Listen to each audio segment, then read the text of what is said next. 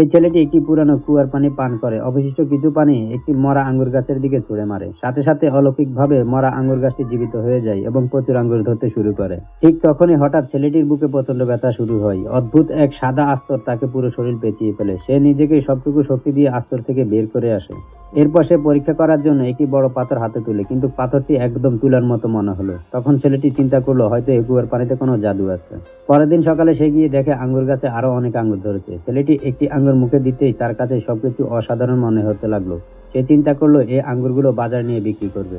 সে বাজারে গিয়ে প্রতি কেজি আঙ্গুরের দাম ধরলো $40। মানুষ অবাক হয়ে বলল, তুমি কি পাগল নাকি? এত দামে কেউ আঙ্গুর কিনে? ছেলেটি বলল, আমার আঙ্গুরে জাদু আছে, একটা খেয়েই দেখুন।